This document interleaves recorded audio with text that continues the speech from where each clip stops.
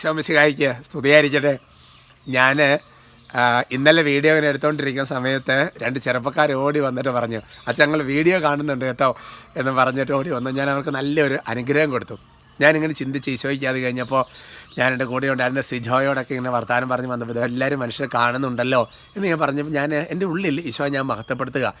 കാര്യം തിരുസഭയ്ക്കെതിരെയും പൗരോഹിത്യത്തിനെതിരെയും സന്യാസത്തിനെതിരെയൊക്കെ ഒരുപാട് തരത്തിലുള്ള കാര്യങ്ങളൊക്കെ നമ്മൾ കേൾക്കുമ്പോഴും ഇന്നും സഭയെ സ്നേഹിക്കുന്ന എത്രയോ പേരാണ്, സഭയ്ക്ക് വേണ്ടി നിലകൊള്ളുന്നവർ എത്രയോ പേരാണ്. ഞാൻ ഈശോയെ മഹത്വപ്പെടുത്തുകയാണ്. ഹല്ലേലൂയ.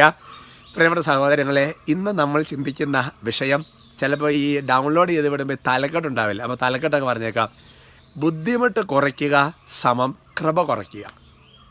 ഹലോ, ബുദ്ധിമുട്ട് കുറയ്ക്കുക സമം കൃപ കുറയ്ക്കുക എന്നാണ് പറഞ്ഞു വരുന്നതിൻ്റെ അർത്ഥം. നമ്മുടെ ജീവിതത്തിൽ എപ്പോഴും കാര്യങ്ങൾ എളുപ്പമാക്കാനുള്ള ടെൻഡൻസി നമുക്കുണ്ട് അല്ലേ. മാക്സിമം ബുദ്ധിമുട്ട് കുറച്ച് എളുപ്പ വഴിയിലൂടെ കാര്യങ്ങൾ ചെയ്യുക. എൻ്റെ പൊന്ന മക്കളെ, ഒരാൾക്ക് കൃപ കുറയ്ക്കാനുള്ള വഴിയാണത്. പ്രഭാഷകൻ്റെ പുസ്തകത്തിൽ 4-ാമത്തെ അധ്യായത്തിൻ്റെ 17-18 തിരുവചനങ്ങളിൽ വചനം വെളിപ്പെടുത്തുന്നത് ഇങ്ങനെയാണ്. കർത്താവിനെ ആദ്യം ക്ലിഷ്ടമാർഗങ്ങളിലൂടെ നയിക്കും. എന്നിട്ട് പറയുകയാണ്, വിശ്വാസം ഉറപ്പിക്കുന്നവരവനെ പരിശോധിക്കും, പരീക്ഷിക്കും. വീണ്ടും പറയുകയാണ്, പ്രിയപ്പെട്ട സഹോദരങ്ങളെ, അവനെ പലതും കൊണ്ട് വിശുദ്ധീകരിച്ചെടുക്കും. എന്നിട്ട് പറയുകയാണ്, അവസാനത്തെ കർത്താവ് പറയുകയാണ്, ഞാൻ എൻ്റെ വഴികൾ അവന് കാണിച്ചു കൊടുത്ത് അവന് വലിയ വെളിപ്പെടുത്തൽ കൊടുക്കുമെന്നാണ് വചനം പഠിപ്പിക്കുന്നത്. ഞാൻ ഈ വചനം പറയുന്നതിനെ കൂടി പ്രധാനപ്പെട്ട വേറൊരു കാര്യം കൂടെ പറയാൻ ആഗ്രഹിക്കുക. അപ്പോൾ അതുകൊണ്ട് ദൈവം അങ്ങനെയാണ് രഹസ്യങ്ങൾ വെളിപ്പെടുത്താനും ഇങ്ങനത്തെ കുറേ ഘട്ടങ്ങളിലൂടെ കടത്തിവിടും. വിശുദ്ധ ഫൗസ്തീന ഡയറിയിൽ 15-ാമത്തെ ഖണ്ഡികയിൽ പറയുന്നത് ഇങ്ങനെയാണ്, ഒരുപാട് ആ കാലഘട്ടങ്ങൾ എനിക്ക് ഒരുപാട് ബുദ്ധിമുട്ടുകളിലൂടെ കടന്നു പോകേണ്ടി വന്നു.